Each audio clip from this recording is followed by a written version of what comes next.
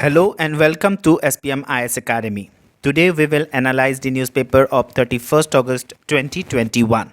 Please note that Satyajit sir is taking a break, तो आज का न्यूज़पेपर एनालिसिस सत्यजीत सर नहीं करेंगे. Please note that you can download the PDF version of today's newspaper analysis by clicking the link given in the comment section.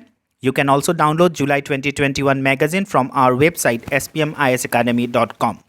You can join our APSC and UPSC foundation batch. You can attend free demo classes which are available in both offline as well as online mode. You can join our WhatsApp group through the link given in the description section for more study materials. This is the list of the topics that we are going to cover in today's newspaper analysis, and the first topic is taken from editorial section and it is about militancy in Assam's Dima Hasao. This topic is important for Paper 4 Internal Security, Paper 6 Assam Issues as well as for prelims. So, news ये है कि एक suspected militant attack में 5 trackers जो है उसका death हो गया है आपका डिमा हासाओ हिल डिस्ट्रिक्ट में.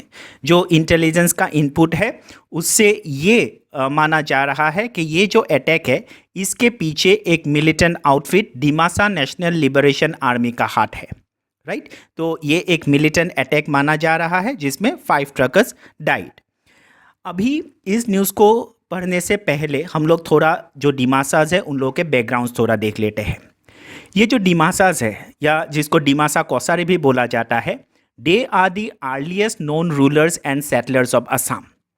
मतलब ये जो अलग अलग जो असम में ट्राइब्स जो होते हैं, अलग अलग ट्राइब्स के लोग जो पाए जाते हैं उसमें से माना जाता है ये जो डिमासा कौसारीज है दे आर दी अर्लीस्ट, सबसे पहले यही लोग असम में सेटल हुए थे.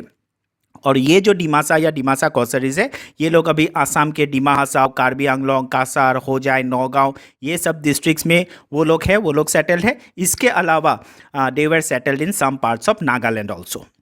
Now, prior to Ahom rule, the Dimasa kings, believed to be the descendant of the rulers of the ancient Kamrupa kingdom, ruled large parts of Assam along the south bank of the Brahmaputra. Ahom के आने के बाद जब तक आहोम ने ये पूरा area को कंसोलिडेट किया, उससे पहले ये जो डिमासा किंग थे they used to have a large kingdom. बाद में they were suppressed by the Ahoms, लेकिन आहोम से पहले यही लोग एक बहुत बड़ा टेरिटरी में रूल करते थे आसाम में. Their earliest historically known capital was Dimapur, जो अभी नागालैंड में है, and later they shifted their capital from Dimapur to Maibong in the North Kasar Hills. अभी जो हिल डिस्ट्रिक्ट है आसाम में, कार्बी आंगलोंग एंड डिमा हासाओ जिसको पहले नॉर्थ कासार हिल डिस्ट्रिक्ट बोला जाता था, they had a long history of insurgency by the Karbi and Dimasa groups. और ये जो इंसर्जेंसी है ये मिड 1990s में बहुत ज़्यादा बढ़ जाते हैं. और जो मेन कारण था, जो मेन रीज़न था इस मिलिटेंसी का, that was the demand of statehood. ये जो डिस्ट्रिक्ट्स है ये लोग अपने लिए एक अलग से स्टेट फॉर्म करना चाह रहे थे और वही उन लोगों का मेन डिमांड था. तो ये डिमांड को लेके ये जो इंसर्जेंसी है ये दोनों डिस्ट्रिक्ट्स में ये बहुत दिनों से चलता आ रहा है, जो मिड 1990s में बहुत ज़्यादा बढ़ गया था. Now in order to protect the interest of this people, both this districts are now protected under the 6th schedule of the constitution. As you know कि 6th शेड्यूल के अंडर जो tribal areas आता है वहाँ पे कुछ political autonomy दिया जाता है. और ये जो आपका डिमा हासाओ है या कार्बी आंगलोंग है, ये जो एरियाज है ये भी आपके 6th शेड्यूल के अंडर है. And this provision allows for greater political autonomy and decentralized governance in central tribal areas of the north east. और ये जो डिमा हासाओ एंड कार्बी आंगलोंग है they are run by north Cachar hills autonomous council and the Karbi Anglong autonomous council respectively. The next topic is from environment section and it is about oil palm and invasive species.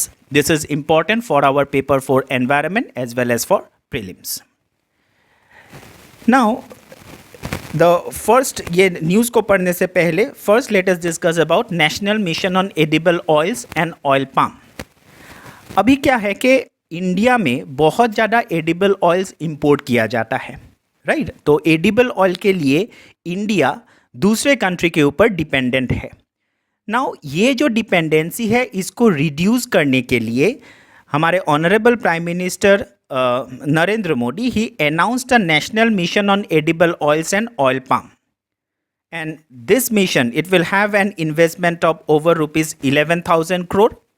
और ये जो edible oil हम लोग import करते हैं, इसमें से 55% share जो है वो पाम ऑयल का होता है. मतलब जो जितना हम लोग एडिबल ऑयल इंपोर्ट करते हैं उसमें से 55% जो होता है पाम ऑयल.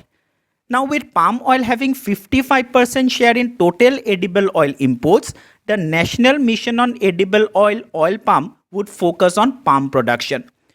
तो हम लोगों का एडिबल ऑयल का डिपेंडेंसी जो है इंपोर्ट के ऊपर, उसको रिड्यूस करने के लिए हम लोग अगर पाम प्रोडक्शन इंडिया में स्टार्ट करें तो ऑटोमेटिकली हम लोग का डिपेंडेंसी कम हो जाएगा, क्योंकि एडिबल ऑयल में सबसे ज़्यादा जो हम लोग इंपोर्ट करते हैं वो है पाम ऑयल. तो इसीलिए ये मिशन जो है it would focus on palm production.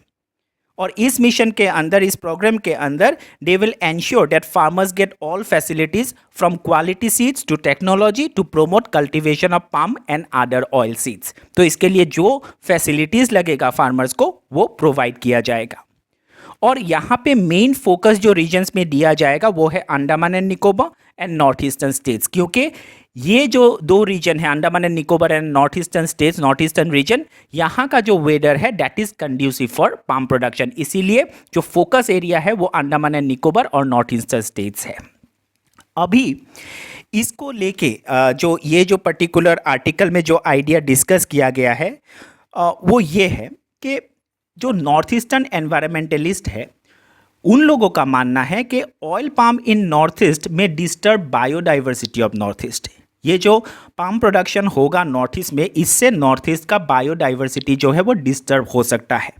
क्यों? क्योंकि oil palm is an invasive species. It may change the structural component of the soil of north east. तो पाम प्रोडक्शन अगर यहाँ पे स्टार्ट कर दिया जाएगा तो हो सकता है जो सॉइल का स्ट्रक्चरल कंपोनेंट है, जो सॉइल का नेचर है नॉर्थ ईस्टर्न स्टेट्स में, वो चेंज हो जाए. Right? Does they demand proper study of impact of oil palm on soil of north east before implementing it. तो ये मिशन को इम्प्लीमेंट करने से पहले जो इसका इम्पैक्ट है उसको सही तरीके से स्टडी करना चाहिए. ये डिमांड है आपका नॉर्थ ईस्ट का एनवायरमेंटलिस्ट का. राइट? क्यों? क्योंकि वो लोग मानते हैं ऑयल पाम जो है ये आपका एक इन्वेसिव स्पीसीज है. Now what is invasive species? Invasive species होता क्या है? सो invasive species are some alien species which are destructive in nature and they can destroy the entire ecosystem. alien species मतलब generally वो इस region में grow नहीं करता है, उसको बाहर से लाके यहाँ पे आपका grow करवाया जाता है. राइट? तो it's an alien species, वो originally यहाँ का नहीं है. राइट? तो ये जो alien species है these are known as invasive species. Right? जो आपका existing ecosystem को disturb कर सकता है. राइट? और नॉर्थ ईस्टर्न जो एनवायरमेंटलिस्ट है उन लोगों का मानना है oil palm being an invasive species, तो इसका क्या इम्पैक्ट होगा, बायोडाइवर्सिटी में क्या इम्पैक्ट पड़ेगा इसका, इसके बारे में प्रॉपर स्टडी होना चाहिए before implementing this mission. The next topic is taken from Assam section and it is about vistadome special train. It is important for paper 6 Assam issues and for prelims. So news ये है, in order to promote tourism and cultural heritage of the Northeast and North Bengal areas, 2 Vistadome tourist special trains were started. The Indian Railways Vistadome tourist special trains will run on 2 popular routes, Guwahati to New Haflong in Assam and New Jalpaiguri to Alipurduar Junction in North Bengal. ये दोनों root याद रखिएगा because this is important for prelims. Right? तो कौन से 2 root में ये start किया गया है? राइट? एक है गुवाहाटी टू न्यू हाफलोंग जो आसाम में है, दूसरा new Jalpaiguri to Alipurduar. The vistadome coaches are equipped with state of the art glass windows and all glass roofs and provide a 360 degree view. मतलब यहाँ का जो रूफ है वो भी ग्लास का है सो डैट आपको एक 360 डिग्री व्यू मिल सके. राइट? और माना जाता है ये जो इनिशिएटिव है इससे नॉर्थ ईस्ट का जो टूरिज्म है, टूरिज्म को इसमें इसके वजह से हेल्प मिलेगा. राइट? तो it will promote tourism. So they are trying to promote the tourism in these areas with this initiative. Right? With this introduction of vistadome special trains. Now answer the practice question of yesterday's newspaper analysis. The question was, which of the following statements are true about National Broadband Mission? Statement 1 aims to have an optical fiber network in all Gram Panchayats with 100 Mbps speed. And second statement was, it is being implemented by Ministry of Electronics and Information Technology. And the correct answer is A, that is 1 only. Second question was, Assam's police cyberdrome cybersecurity is developed in line with cybersecurity model of which of the following state police? Your options were Tamil Nadu, Kerala, Karnataka and Andhra Pradesh. And the correct option is B, that is Kerala. So that is all for today. Thank you.